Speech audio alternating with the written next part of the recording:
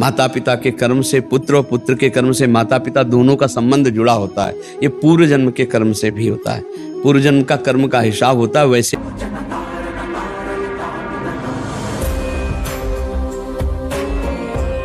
महाराज जी, पिछले 1 वर्ष से आपके प्रवचन से जुड़ा हूँ। महाराज जी, माता पिता के कर्मों का फल बच्चों को मिलता है, ये मन में मेरा भ्रम रहता है। क्या है कि दोनों का एक संयोग बैठता है।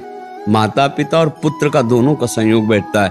अब जैसे पुत्र पापाचारी है और आपका कोई पिछला हिसाब भोगना है, अब वो ऐसे कर्म करेगा कि आप जलोगे, आप दुख पाओगे। और जैसे पुत्र पुण्यात्मा है और आपको सुख देना है पूर्व कर्मानुसार, वो ऐसे कर्म करेगा कि आप आनंदित रहोगे। ऐसे ही माता पिता है।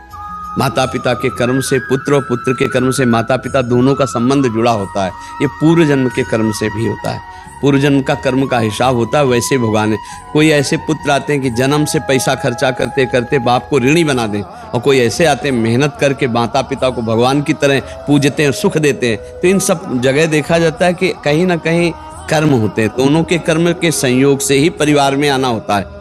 मान लो पुत्र जो आ रहा है तो पिता भी रचना उसी के कर्म के अनुसार वैसे ही पिता होगा। कोई पिता है कि अरबपति खरबपति, कोई बेचारा लेबरी करके कमाता है और जीव उसके यहाँ पुत्र बनता है, एक उसके यहाँ पुत्र बनता है। एक मेहनत से कमाकर अपने पिता को सुख और एक कमाई हुई संपत्ति का नाश करके विलासिता में दुख प्रदान करता है। तो ये कर्मों के अनुसार होता है। इनमें दोनों का कर्म संयोग रहता है, दोनों का संयोगित कर्म रहता है।